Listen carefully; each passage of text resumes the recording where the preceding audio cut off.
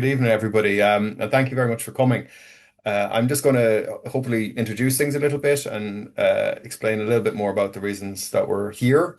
And first of all, I'd like to introduce Malie Coyne. Dr. Malie Coyne's the main event. She's going to be doing the vast bulk of this evening. Without further ado, I'm going to take you through this very quickly. So this is really the background. We did a very similar version of this webinar back in November. You can see there called Supporting Your Teen When They're Feeling Socially Excluded. And Mally did a fantastic job that night. You can see there it was back on the 10th of November.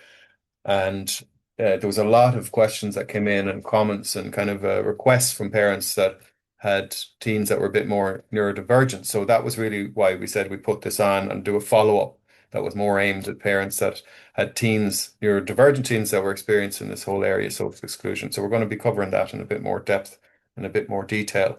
It was put on as part of the Western Region Drug and Alcohol Task Force's Awareness Week, which is usually the 2nd of November every year. So we did a whole bunch of different stuff that week. But part of it was put under the Planet Youth Programme and banner, which is a project I'm heavily involved in. You can see there it's an interagency project led by the task force, but it's a public health programme that we're operating here based on the Icelandic prevention model. Most of the resources I'm going to show you, and including the recording of this webinar, will be put up on the west.planetyouth.ie website in the coming days. And if you see there in the resources on the top there, if you go to the west.planetyouth.ie website, you'll find under resources, videos and parent booklets and different things like that. So we're backed by the big statutory organizations in the region. This is why we do it. Dramatic change and, kind of consistent and steady kind of change, if you like, in substance use rates with Icelandic teenagers. So very, very impressive public health program that was set about to try and reduce very high levels of substance use rates in their teenage population, and very effectively did so and changed a lot of other very important things along the way. Like early school leaving and bullying and juvenile crime. And we're using their approach here to address some concerns that we see in our data. So it's a big program that operates in Galway, Mayo, Roscommon and other parts of the country now. And every 2 years, what we do is we survey all of our young people in all of our schools at 15 and 16 with a very comprehensive and detailed lifestyle survey called the Planet Youth Questionnaire. Takes them about 40 minutes to fill it in, and it asks them about their life in school, their life at home, their life with friends, life online, their substance use, hobbies, sports, mental health, sexual health. It's all asked in quite a lot of detail and in what's used for validated scale. So we have a very good and accurate picture of what's going on. You can see paper-based at the outset. It's done online now. And what we're always trying to find out is what are the risk and protective factors in the lives of our teenagers. So the teenagers that sit the survey are this age, 15, 16, but the survey is very much more preventative undertaking. So how do we use this information to improve the situation for the kids coming behind and the kids coming behind them? So we do a big program at National School, junior infants and incoming first year. And lots of information online. Those are kind of very detailed area reports and county reports. And you can see here, I'm not going to spend time about this, but school experience or substance use, peer group behavior, leisure time, screen use. It's all talked about. Wellbeing indicators, which would be a little bit about what we're talking about here tonight. Sexual health, differences between boys and girls, have to say, and then cross tabulations, etc. There's recommendations. There's planning interventions for schools, for parents, that kind of thing. It's all there, and we have very good local area data and trends, so we can begin to see in a very detailed way what's going on from place to place. You can see here there's Mayo, there's Galway, there's Castlebar, there's Salthill there. You can see there's Lough Key. So these are for Roscommon, for Mayo, for Galway, Galway City. You can see here the trends for substance use behavior, so cannabis, alcohol, sleep. We can see big significant issues around sleep and screen time, mental health, and so on. And we do a lot of then information that's in support of our parents and schools. You can see this is a school transition website from 6th class into first year. Gets a lot of use before and during every summer. A very big time in a child's life is that move between national school and secondary school. We do kind of detailed feedback for schools and some teaching websites. This one called The Facts, and talks about this for use in SPHE and junior cycle. And then we do a lot of information for parents. So we can see here parent booklets for incoming first year parents and incoming junior parents. There's a new one about to be analysed for preschool as well. And this is what the office looks like typically from September through to November. So we do an awful lot of work in getting information out to parents. Won't dwell on this, but this is the first year parent booklet. We're extremely good here, by the way, in Ireland in terms of things like parenting and family time and communication at home. So we're excellent there. Delighted to be able to say that. We're always encouraging our parents to keep our kids going in hobbies and sports. It's a big part of the Icelandic model was this big extracurricular drive and getting kids busy doing stuff. Talk a bit about our substance use. Our big problem there is alcohol, vaping to a degree, some concerns about a few other things, but alcohol's always been the big one. Our kids get drunk a lot. There's a lot of parental tolerance for it, a lot of parental alcohol supply. So we talk a little bit about that. Screen time and bed times. Our biggest preventable health problem is actually lack of sleep. And you can see there on that slide, it shows the relationship between sleep and your physical health, your mental health, and engagement at school or school engagement scale. It's very dramatic, and we have well over half of our young people not sleeping enough. So it's a big problem there. And because of that, we had a webinar on the topic of sleep during the Awareness Week back in November, and there'll be a follow-up one actually towards the end of February. You can see the 26th of February. And Lucy Wolf will come back and we'll be looking again at this whole area, neurodivergence and sleep. So if that just might be something of interest to you. So this is why we put on the social exclusion webinar back in November, the general one, right? Because the kids are asked about bullying, they're asked about cyberbullying, they're asked about violence as well. But one of the questions that they're asked in this string of adverse life experience questions is, have you ever been rejected by your friends? And it's extremely high. So we've low rates of regular bullying. It's 3 to 4%. Unfortunately, it's 3 to 4%, but it's not, they're not extremely high. But we say 38% of our kids said yes to that question. Have you ever been rejected by your friends? So that is very high. And you could see when you start to correlate those kids for their mental health, they're very dramatically different. So this is a slide that shows the relationship between, say, mental health, self-reported mental health, and being rejected by your friend group. As I say, it was 38% of all the kids said yes. So this is based on 5,000 kids who sat the survey, this detailed survey in the west of Ireland. And you can see there in the red is around roughly 3,000 of the five that said they hadn't been rejected by their friends. And that's them for poor mental health, for self-harm, and for help-seeking behavior for mental health. But the kids who said they had been rejected by their friends, which is nearly 2,000 of the 5,000, you can see they are quite substantially different for things like self-harm, and then this idea of, well, have you ever sought help and gone out and looked for help for mental health? But this is a more kind of deep, sort of accurate or validated scale. It's called the Depression, Anxiety, Stress Scale. So kids with a severe score on that scale is 16% of kids who've been rejected by their friend group, but it's only 4 if that hadn't been the case. You can see a very dramatic difference there. WHO5 gives an indication of mental well-being. And again, these are kids who failed the WHO5. Resilience is a low score on what's called the Brief Resilience Scale or the Rosenberg Self-Esteem Scale. These are, again, kids with a low self-esteem score. And the difference is a huge between the kids who say they've been rejected by their friends and those who haven't been rejected by their friends. So very, very impactful, seems to be very dramatic effect on mental health, self-esteem, and a lot of other areas of our young people's lives. So hence the reason for November's webinar and this then follow-up that Malie's kindly agreed to come and do, right? I'm very grateful for that. Just finally on that topic, this is a relationship then between peer rejection and substance use, which we're always concerned about here in the task forces, how are our kids getting on for substance use? But there is definitely something in the data that's showing a difference there too. So you can see lifetime cannabis use, our daily vapors, and then our concern around alcohol is this drunkenness, more recent or regular drunkenness is different as well. Okay, just finally, I'm nearly enough for me now. I've done a lot of talking, but I'll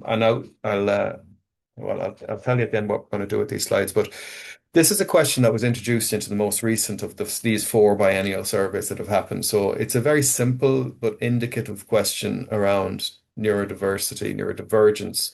It could possibly be better, and we'll look at it for the 2026 survey. But these are the questions that were asked of them, right? For the first time, right? Have you ever been diagnosed with any of the following? So dyslexia, dyscalculia, dyspraxia. You can put yes or no to any of these. So you can put yes to more than one, or no for that matter, or you can leave them blank. But they were offered ADD, ADHD, and again you can put yes, no, or nothing, right? And then autism was put there, ASD, and then the final option in this kind of string of 4 was I'm waiting for an assessment for one of these, right? And again you could put yes, no, or leave it blank. And this is the way those questions were answered. So this is again of the 5,079 15 to 16-year-olds, the valid response is 13% said they had a dyslexia, dyscalculia, or dyspraxia diagnosis. Yes, they clicked yes. Right, ADD or ADHD was 6% of the kids. Autism ASD was just, it says four, it was rounded up, so it's a little bit less than four. And then there was another, just over 10% of the young people said that they were waiting on an assessment. So if you add all that up, okay, that's what, 10 and 10, and that's 33% of kids said yes to something, right?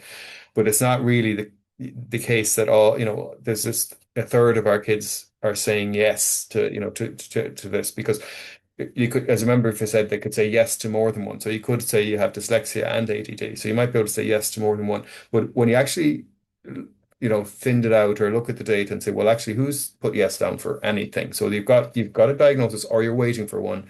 It's running at around 25% of the kids that's at the survey. So it's a hell of a lot of kids when you think about it.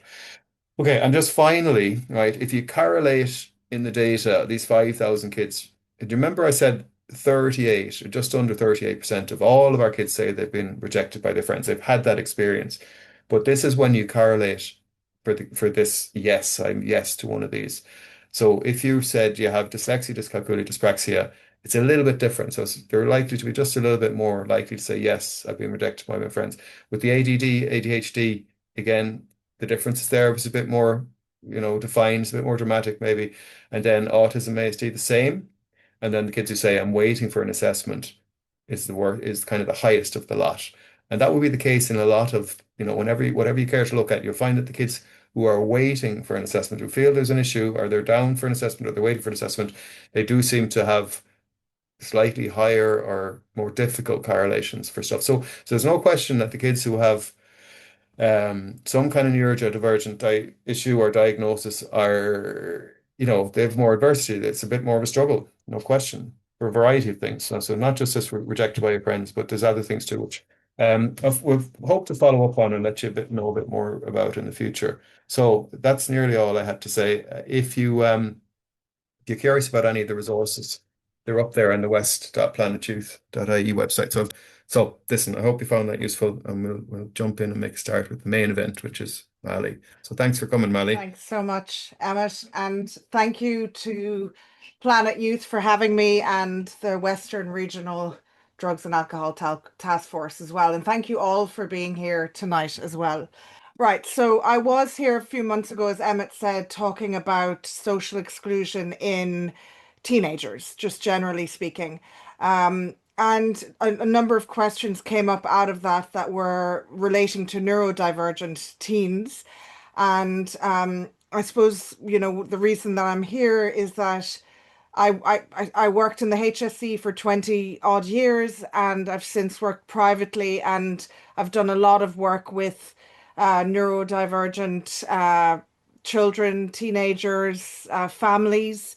And, it's become, like I even just by the questions that we have gotten tonight, it shows me that there's a lot of people struggling out there, with wondering what would, because as a parent, because I think that's probably makes me the most qualified to talk really as a parent, is that you don't want anything, you don't want your child to hurt. That's the last thing you want in the world. And so you really want to do the best for them, but you're just trying to figure out what is the best thing, And so hopefully tonight's webinar will help you a little bit with that. It's just kind of it's just the tip of the iceberg that I'm speaking about tonight, because there's actually it's quite a big topic, really. So, I don't need to talk more about myself, but I suppose this builds on the previous webinar on social exclusion. And if you haven't watched that, I would suggest that you do. Because there's a lot of things there that will be relevant to you. We talk about some of those things will be touched on a little bit this evening, but I'm really looking at the same pain with a different lens and what social exclusion looks like for neurodivergent teenagers. And when we organized this, we found that we were getting quite a lot of questions last week. So I was like, okay, well, I'm putting my presentation together. What would be the best way of doing that? So rather than have what was coming into my mind as the bulk of the presentation and then answering all the questions at the end, I've actually decided that the parent questions are going to form the bulk of the presentation. If there's anything I haven't touched on, I will touch on it at the end. And obviously, you're very welcome to ask questions as well. And but hopefully we'll get to them. But hopefully a lot of your questions will be answered because there were common themes across many families, which I must say probably will help you make feel less alone. I think that's one of the things that's really powerful about coming together tonight and realizing how many people are listening is that you're not alone and it is really hard.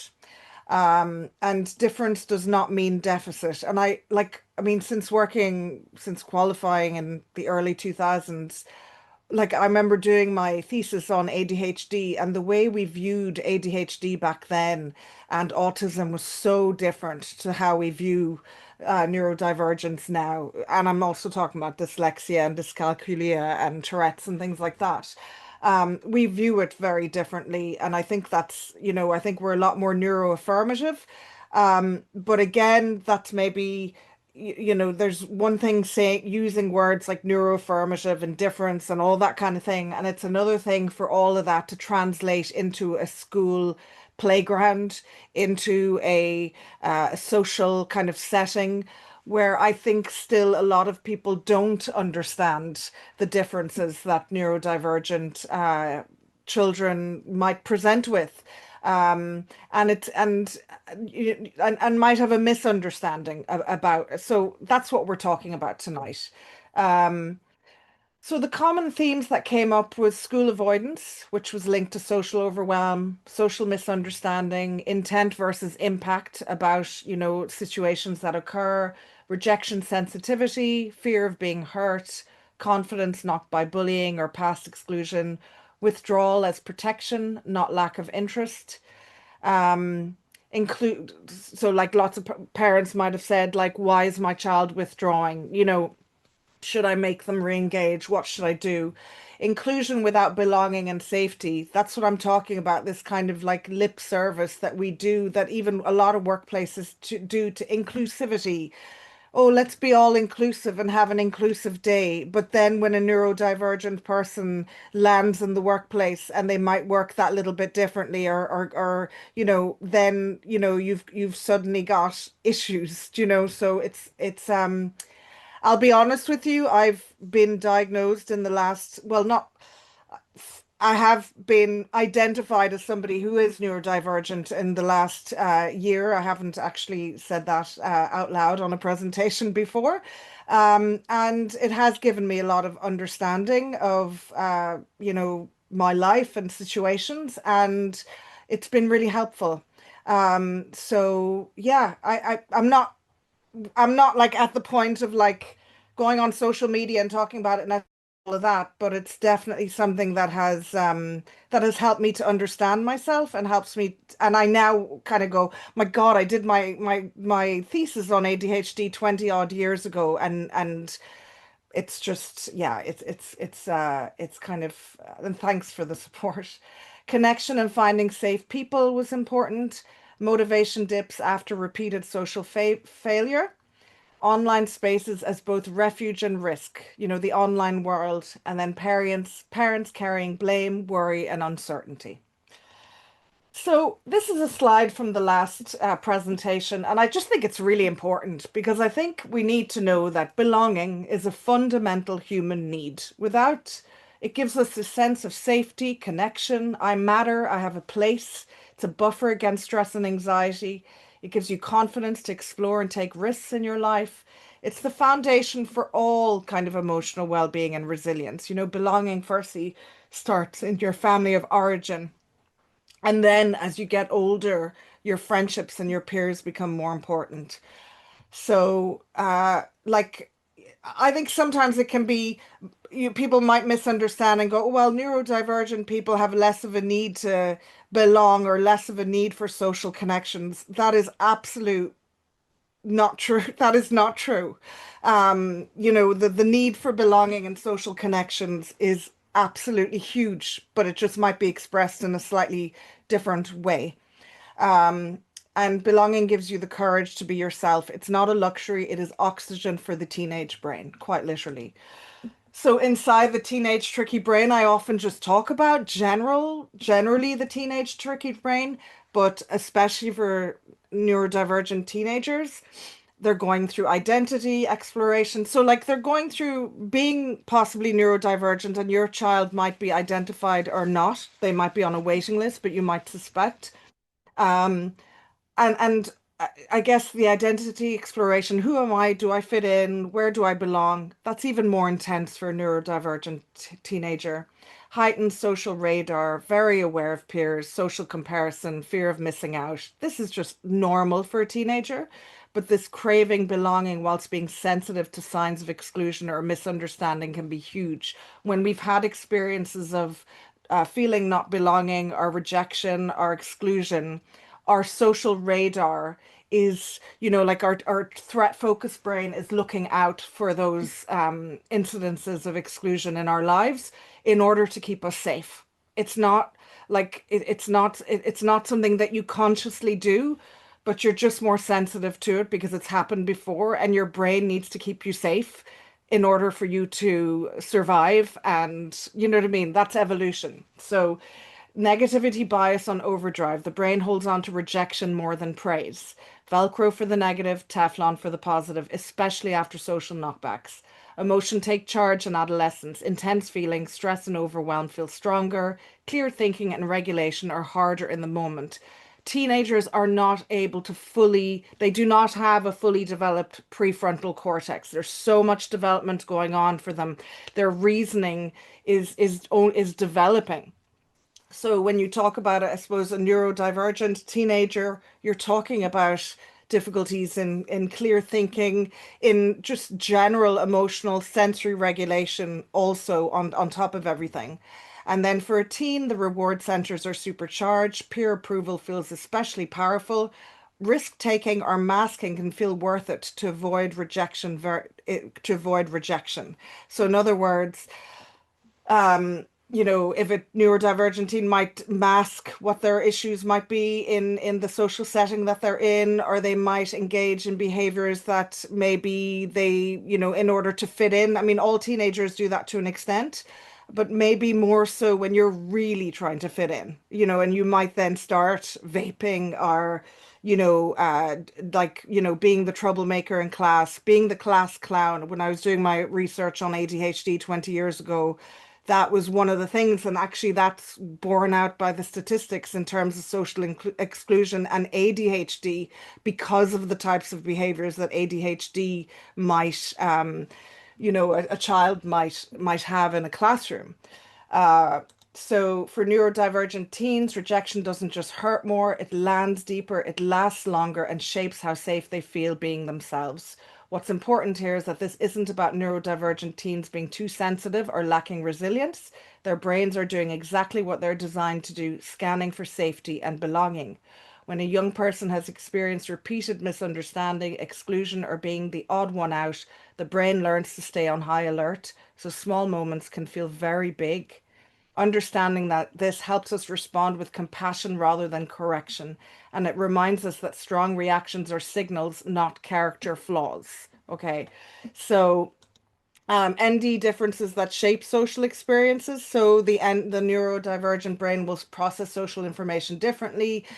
I mean, there's so many kind of secret rules to social interactions which are not explained, just in terms of, I mean, there's like any social kind of situation has lots of different things going on, and it's really difficult to learn what is the appropriate way to respond in a social situation. It's difficult being a teenager and being self-conscious and finding those things difficult anyway. But if you're a neurodivergent teenager, it's even harder. Then you're kind of also dealing in school with sensory sensitivity, overwhelm, emotional intensity, regulation challenges. You might be masking. This is a term commonly used. So it's hiding your feelings and your mood, imitating facial expressions, trying not to go nonverbal, bottling up anxiety, thoughts, and stims. trying to focus on conversations but zoning out, trying to act normal.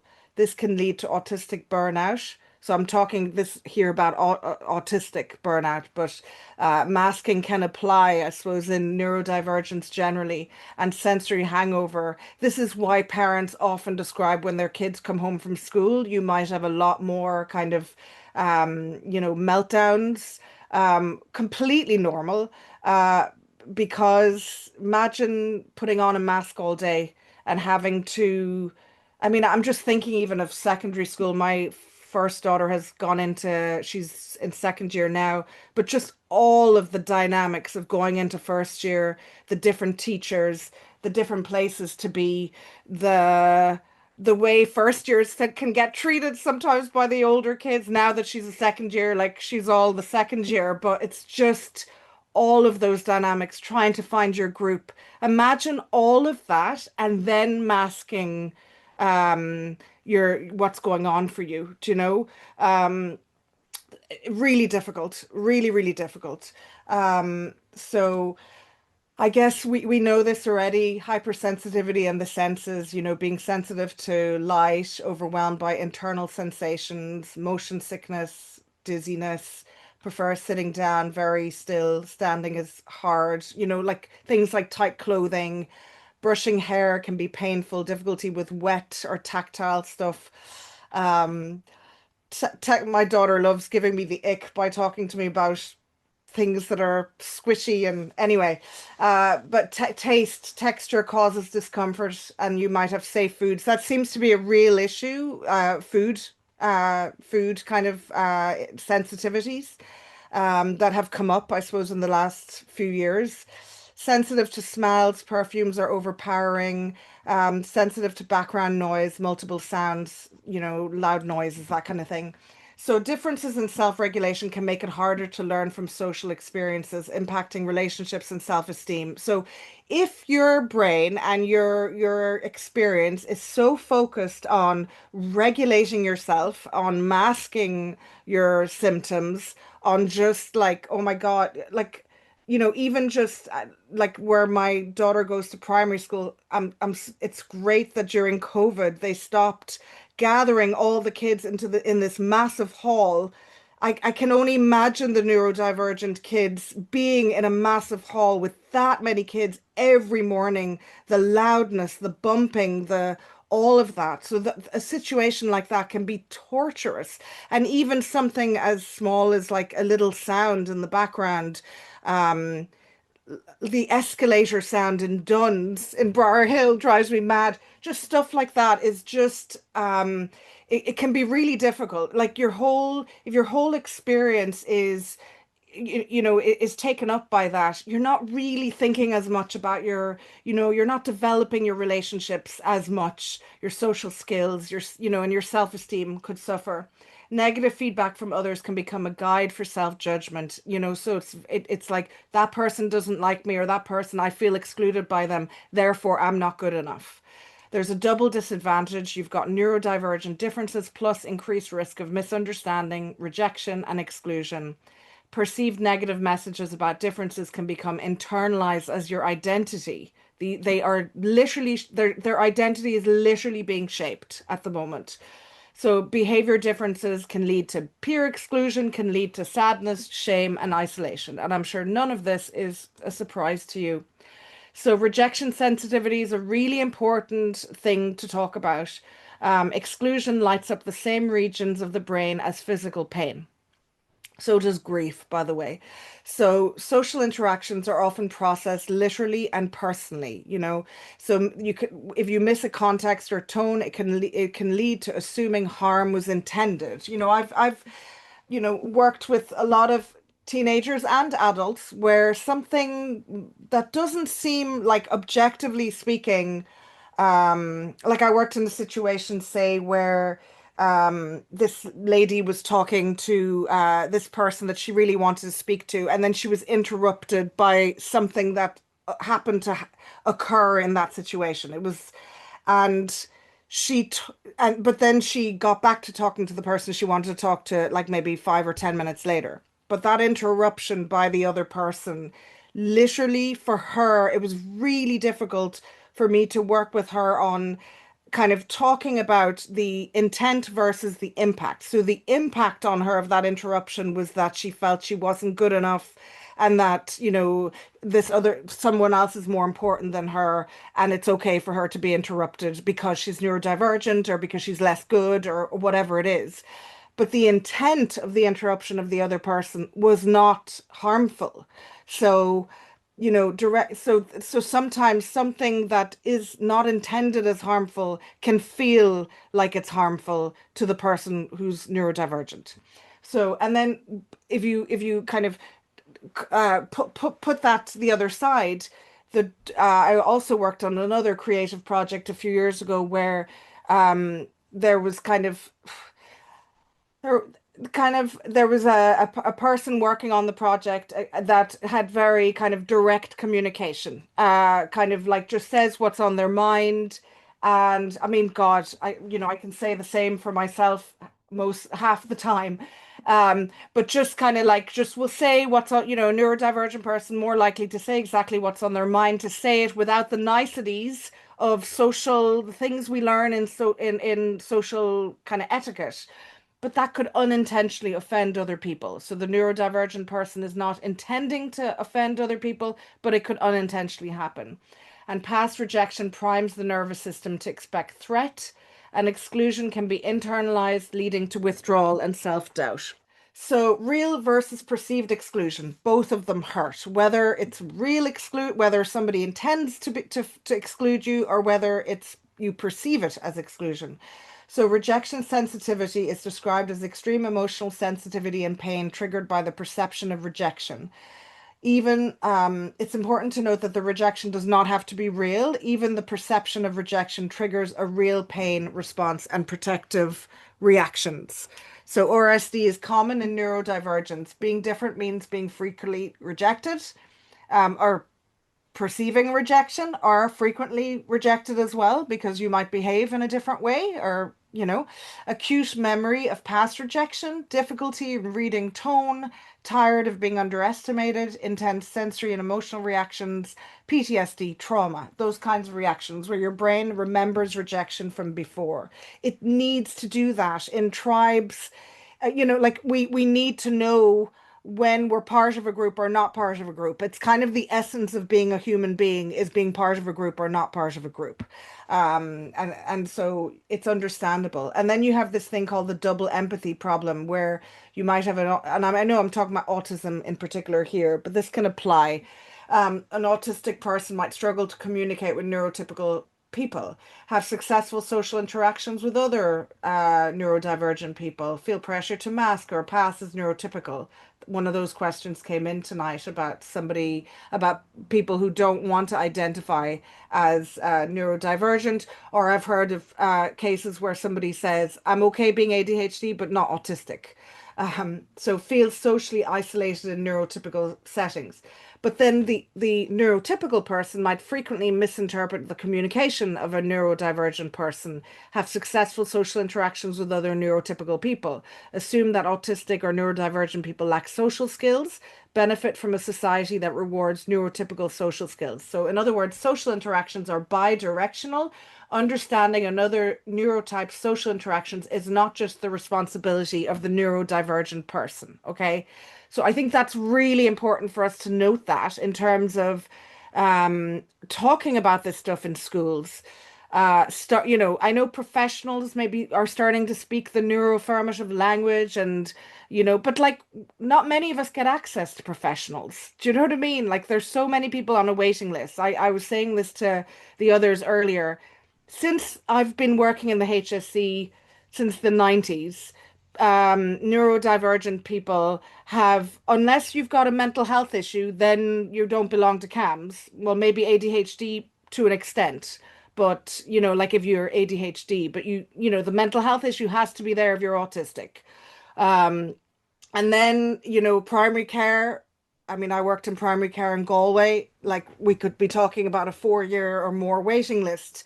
There's not many supports out there. And I think it's amazing what private groups of parents have done together to support one another, but it's not near enough there. And I think psychoeducation needs to be there in schools. It's great that I'm working with the Lust for Life. It's a charity in Ireland, and we've developed a school program for primary schools, which is free, but now we're developing it for first year in secondary school. And I will definitely, we're talking about communication, listening skills, that kind of thing, but this is definitely something that will form the basis of one of the future years of modules that we're going to be developing. Inclusion, burnout, and withdrawal. You belong here only if you cope like everyone else. So social isolation is often protective. Some parents were asking the question of, should I, is it okay for my child not to be, to be isolating themselves? It's not a lack of a desire to belong. Just because somebody is isolating themselves doesn't mean they don't want to belong. It's just trying to belong is really very difficult. Inclusion without adaptation can increase shame, anxiety, and self-esteem issues. Withdrawal and retreat is often a nervous system response to cumulative stress, not failure. True inclusion means adapting environments to support regulation, dignity, and authenticity. So this is a nice little visual. Plants can thrive in the wrong environment. A water lily would shrivel up and die if you tried to grow it in a desert with no water. It needs the right environment to grow and be happy. Okay. So in other words, different people also like different things in order to thrive. Some people are morning people, loves planes, hates beans, very good at problem solving. You have people that are very creative, loves animals, another who's very active, likes to be around other people. So when you look at neurodiversity generally, which is the overarching kind of term, yes, we are seeing commonalities amongst neurodivergent brains, if you like, however, like every person is completely individual themselves. Um, we all need different things to thrive, and it's important for us for the environment to adapt to us as well, and for us to really, and I'm talking about work environments as well, not just I suppose education environments, but then where do teenagers go? They eventually end up in a work environment that also needs to be inclusive. Um, so school avoidance, this is one of the questions by a parent. What's happening? The school becomes linked with threat. There's might be sensory, social, emotional load might build up. Masking will lead to exhaustion in the school day. They might be fear of getting it wrong grows. The nervous system moves into protection mode. So how to understand it as a parent? To understand it as them expressing distress, not defiance. Sometimes it can be seen as and yes, of course, there are kids sometimes that chance their luck. Um, and oh, my daughter does this, I'm tired or I'm this or like I'm kind of glad she goes to school across the city because literally I kind of say to her, unless you're like 9 or 10 in terms of about to die, then I'm not collecting you because I can't go across the city. But it's really like to understand like if there's a pattern emerging with your child, your neurodivergent child, that they're really expressing distress and starting to like avoid school, rather than see it as this child is being defiant and not doing what they're told, they are expressing emotional distress to you. Avoidance is communication. It's not laziness. Regulation must come before reintegration. So it's really important that they feel regulated and safe enough before they're reintegrated into the environment. Of course, when I wrote a book on anxiety a few years ago, it's not all about, and like a lot of neurodivergent teens will also have anxiety. So it's not all about like just like when your child starts to show signs of not wanting to go to school, of course you're going to keep trying to encourage them to go. And you might be using things like reinforcement, like, well done for going to school today. You really found it difficult going in. And there's things that you can do, like, and there's like sensory strategies you can use, particularly for the younger age group, but also older in terms of like fidgets, talking to the school about them being able to like use a kind of a sensory room on site.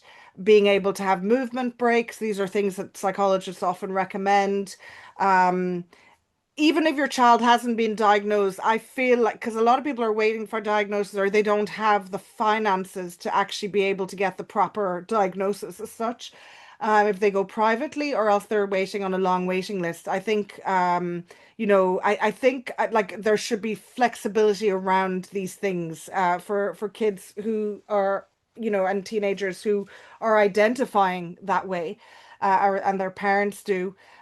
So we are like, so we're kind of trying to find the balance between encouraging them to go, but then also knowing that if they're really, really expressing distress, that pushing can increase their anxiety and their shutdown.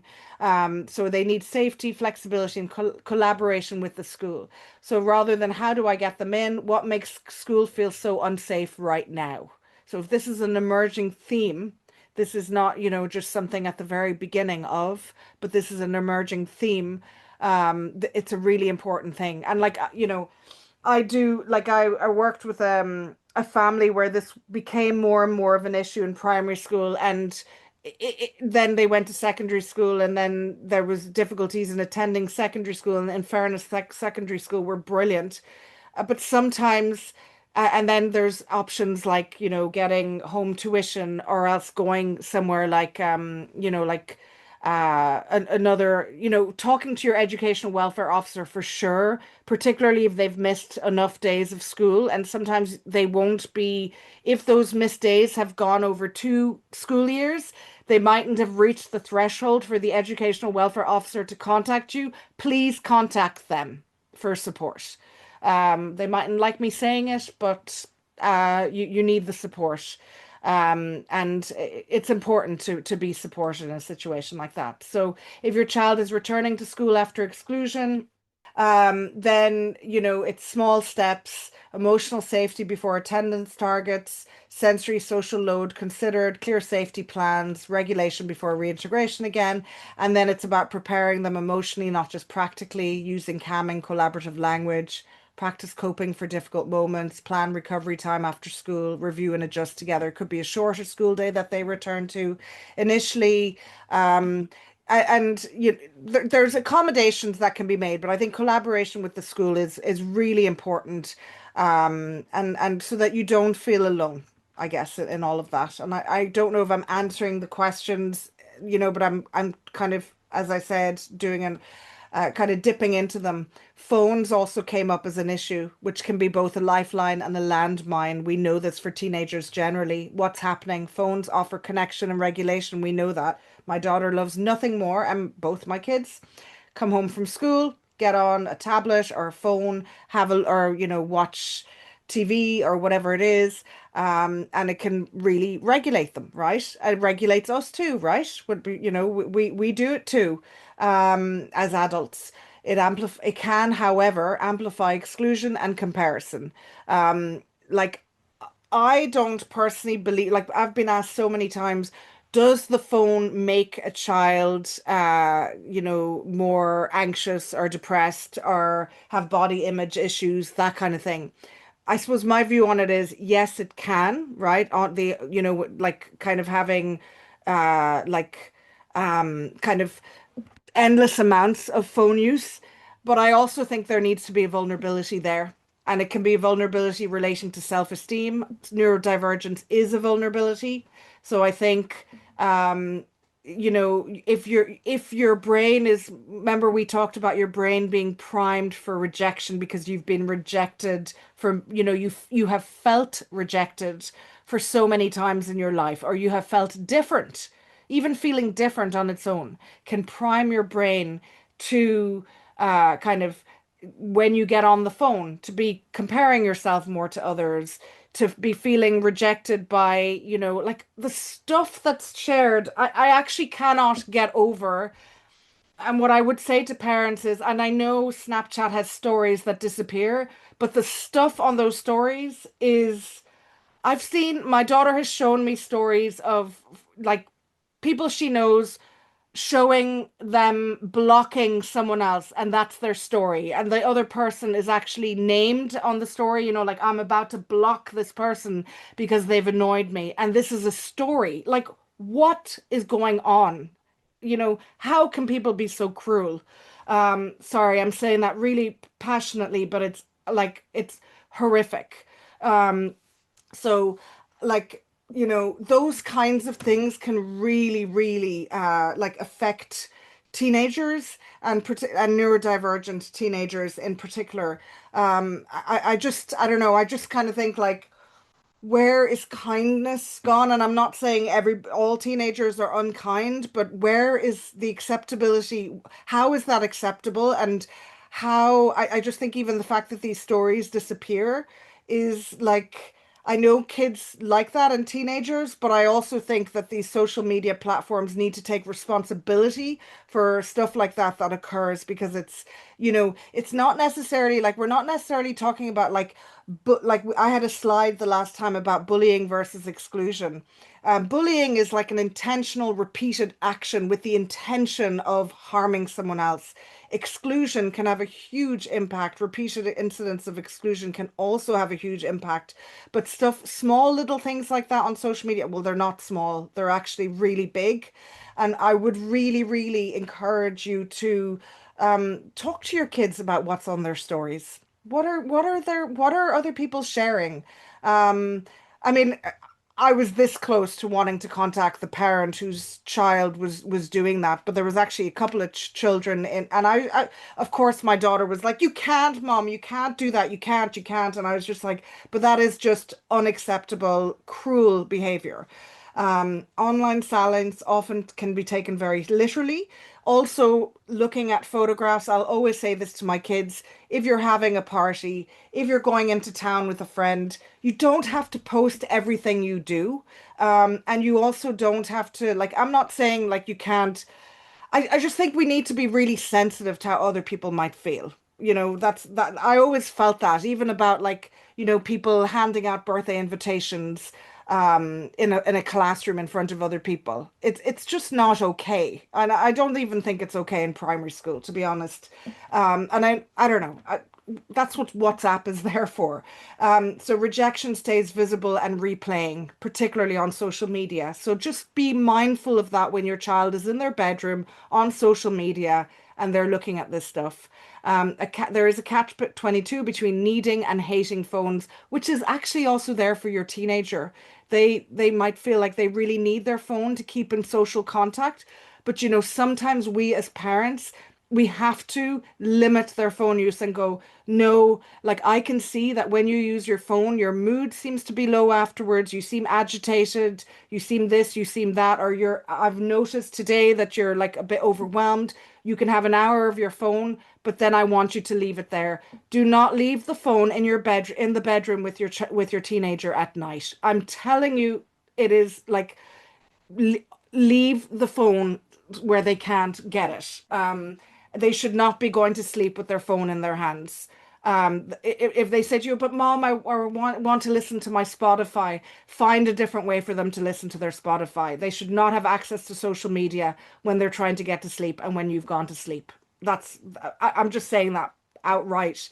And I know that's really difficult to do if you haven't done that up to now, but it's a way of this is your chance to protect your child before they go out into the world. Um, how parents can help validate, acknowledge how painful online moments feel. Talk to your child, even say to them, I felt like I've actually left WhatsApp groups when I felt socially rejected. I'm embarrassed to say that, but I will use that as an example to my child and say, yeah, I was feeling really rejected when they were organizing that holiday and they didn't include me. Or when I went on Facebook and I could see three of my friends that I used to hang around with more and they're celebrating the 50th birthday and I'm not there and they're showing it all over social media, which is fine. It's their prerogative to do that, but it hurts. So I suppose avoid reactive ban, stay calm and curious, name double role of phones. They're helpful and harmful. Collaborate on protective boundaries. I'm not saying, look, if you're kind of going, oh God, she said like they can't have the phone in bed and yet that's their regulation tool and all that kind of stuff. You're not going to implement this stuff overnight. But what I'm saying is, when they're in their bedrooms, you have less knowledge of what's going on their phones. And so really what I would say is begin to develop a conversation with them about the kinds of stuff that they're looking at on their phones. They mightn't want to show you, I understand that, but you can start by being maybe a bit vulnerable yourself and talking about your own experiences. Because some of you neurodivergent teens might have neurodivergent parents out there too. Build off-screen anchors of safety and identity. Sometimes it takes just saying, we're just going to leave our phones down. And that means you too, as a parent, we need to be digital mentors. We're going to put our phones down and we're going to have one meal. If you're not eating together already, and in fairness, we don't, our house is really quite small. So let's at least have one meal together per week or twice a week, or let's have a cup of tea and sit down together and leave the phones. Let's just even building in small touch points in your week can be really, really helpful, hugely helpful. For initially, you might be like, oh God, I don't know what to talk about. This is awkward. And sometimes talking to your teenager, by the way, side, not looking at their face on a walk, just kind of go, I need you to come for a walk. I would love you to come for a 5 minute walk with me. Or will you do that? Or will you do that? You know what I mean? They need to be encouraged out of their bedrooms. They mightn't want to, but they need to be. Um, Psychoeducation, and I just need to be conscious of time. Understanding how my ND brain works. These are two books. Again, you'll get the slides. Two books that I really like. This Being Autistic one by Neve Garvey that came out last year, and then you've got the ADHD Teen Survive Guide. There's plenty of books out there. I always think like psychoeducation basically means understanding yourself. So help teens to understand themselves, not blame themselves. It reduce even kind of going if they have a diagnosis, going look, what are the different things that are in are there for you that present for you. It reduces shame by explaining this is how your brain works. This is how my brain works. Normalize difference. I'm not broken or alone. Just because you feel rejection more deeply, or you're sensorily overwhelmed, or you stim, or you have special interests, or you find it difficult to organize yourself, or to kind of control your impulses, does not mean you're broken. Okay. It builds language to explain needs, ask for support, supports self-advocacy and informed choices, protects self-esteem. So these are the kinds of things where you're talking about common neurodivergent behaviors. There's so much online. The effects of masking, for instance. Key messages. Your brain works differently. That's okay. Struggles are not character flaws. Needing support is not failure. You don't have to mask to belong. Belonging comes from being understood, not changed. Your strengths and challenges can exist together. We are all perfectly messy human beings, and that's okay. We can talk. I know people kind of go, I hate talking about the superpowers of neurodivergent minds because they feel like they're being spoken down to. And I would agree. I think that was the reaction to, oh, we're so neuroaffirmative. Let's talk about strengths. There are strengths, however, and this might be something that you might want to talk about. I know I certainly have hyper focus. If I need to get a job done, I swear to God, I can get it done really fast in a hyper focus type of way. And that's a strength because, okay, the rest of the time I'm trying to avoid things as much as I can, but it is a strength. So even just knowing what your strengths are can be really helpful. Logical, analytical, usually every child, teenager, adult has something that they're good at. So encourage that. Another thing is, and I actually have an emotional regulation handout that I'm going to adapt because it's not written in very neuroaffirmative language because it's about 10, 15 years old that I got from the HSE, but I'm going to amend it. But it has these degrees of emotion and it explains it. So it's basically, and I know you might think this is more for a younger child, but it's kind of like, I do scaling questions with clients all the time. So on a scale of 0 to 10, how bad is it? How good are you feeling? How not good are you feeling? So this can really help visual, especially if you're a visual person, to kind of go, right, when I'm in the green zone, I feel happy, calm, focused. You can kind of say, sometimes it can help, are you in the yellow zone? Are you in the orange zone? Yesterday, when you came home from school, you seem to be more in the red zone. Talk to your child about stuff like that together. Emotional regulation strategies. When their storm meets our calm, this is one of my favorite quotes, co-regulation occurs. And it's true. And it's really hard, though, as a parent to co-regulate. The four S's of attachment. This is actually a slide from my last presentation. So the quality of your relationship with your child provides them with a psychological immune system for threats. So it's all about them feeling safe, seen, secure, and soothed. When you smile at me, I learn that I am lovable and likable, because it's sometimes they mightn't have an issue with feeling lovable in their families, but being likable by their friends can be really hard. So how parents can help generally validate, acknowledge the hurt before exploring what happened in a situation. Stay curious with your child. Ask yourself what else might be going on for them. Name rejection sensitivity. Talk about it. After tonight, talk to your child about what that means. Separate feelings from facts gently and together once can, but really it's important to always regulation comes first. Make social tools explicit. You know, you might use social stories, teach practical tools, do role plays with them about social situations, focus on repair, not perfection. Um, and I guess these are going to be in the handouts that I hand to you that you will get.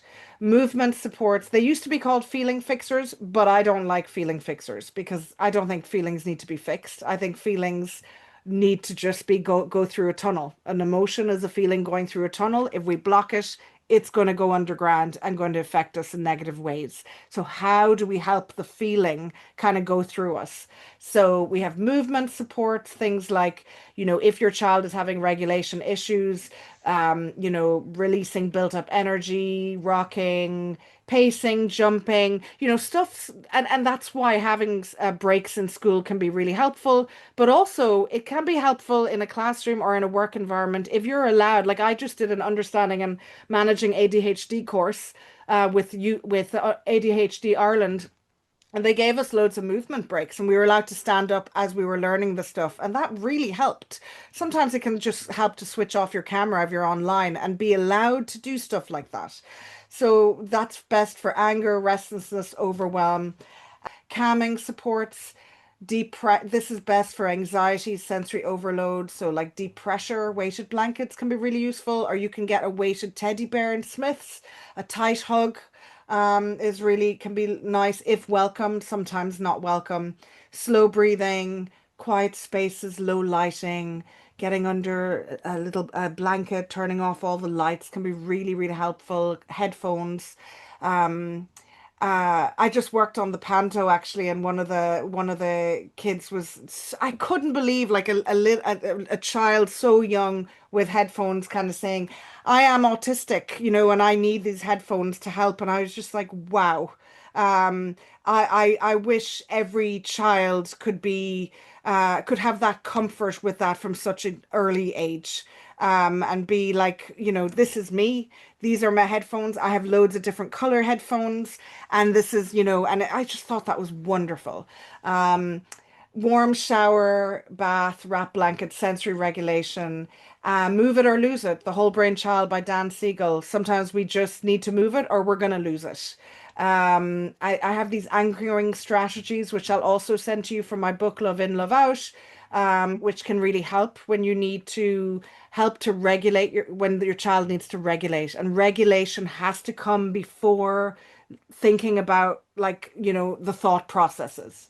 And then connection support, so that, you know, so it's best when they're feeling lonely, rejected, or ashamed, sitting beside you in silence. Sometimes just sitting beside them in silence, putting a hand on them, or just there, watching a little show together, petting an animal. I find animals, my God, I have a cat. I sleep with my cat every night, and it's wonderful. Not everybody's into cats though, that's fair enough, or dogs or whatever. Sending a text or emoji to a safe person, shared activity, anything shared. Gaming, if they're into gaming, just do the gaming with them. They might be like, oh my God, you're so crap at this, mom or dad. But like, if that's their interest, then try it. Thinking supports. This is only after regulation. Naming the feeling. This feels like rejection. You've spoken about rejection sensitivity. This feels like rejection. What does rejection do to you, darling? It makes me feel really alone. And, you know, like talk about it. Separating facts from interpretations. But this you can't do when they're really in a distressed state. This is only when they've come out of that. writing or drawing the worry, gentle reframes, coping statements. Role playing, I talked about that. You can do stuff like that.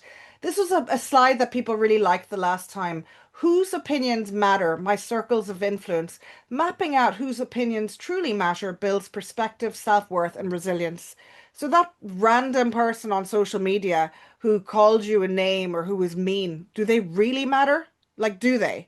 And not everybody's going to like us, by the way, and we don't like everyone, right? You don't like everyone. They don't, not everyone's going to like you. So it's kind of looking at your child going, this is me, right? Who are the people really important to you? Who's the next level? Who's the next level? And who's the next level? And that's really helpful because the people in this sphere doesn't really matter, you know? And I know you're not going to do this when they're really highly distressed. This is a thinking exercise as opposed to, so fostering belonging. Teens often need multiple safe adults who understand their differences to feel truly seen and supported. A wider neuroaffirming network protects mental health and supports regulation. Be an ally, respect their need for recovery and space after social effort. Celebrate kind, attuned mentors, adults who get your teen, adults and other teenagers. Model being a villager, respect difference, challenge exclusion, include. Encourage shared activities. Parents asked me about like, should I keep encouraging them, that kind of thing. I suppose you're trying to fit into their interests, their sensory needs, their energies, creative projects, volunteering, animals, small groups. Sometimes they might be involved with those groups, but not make connections. You're not trying to force the connections, even having like one thing just because they mightn't show you that they're connected with another person the way a neurotypical person might, or you might have a neurotypical child, doesn't mean that they're not enjoying the activity or doesn't mean that they haven't connected. They might be connecting in their own way. So I guess that's just something to consider. And then from blame to partnership, some parents feel blamed. So fear of judgment can lead families to withdraw from supports. Blame shifts focus away from adapting environments. Partnership, not blame, supports belonging and connection. That's really important. And this stress can be felt by children, obviously. So building your compassionate voice, really important. I'm all about compassion. If a situation is very difficult, what actually happened? What meaning did I take from it? So that person didn't look at me in the hallway. What meaning did you take from it? Well, that they were ignoring me and that I'm not good enough. Could there be an alternative meaning? What would your kinder voice say? What would you say to somebody if they said that to you, your friend? If a friend interpreted it that way, what would you say to them? Again, you are only doing this once they're regulated, because if you try to do this when they're dysregulated, they're going to feel completely invalidated. So validation needs to come first. Taming your inner bully. I do a lot of this work with children and teenagers. This is a great book for it. Self-kindness, Wizzo voice to the rescue. It's kind of looking at the inner critical voice that we might have and how we might speak to ourselves in a kinder way. And a poison parrot activity can be really good, which I'll also send you. And then developing a mantra. I got this. I'm safe. I am strong. That kind of thing can be really helpful.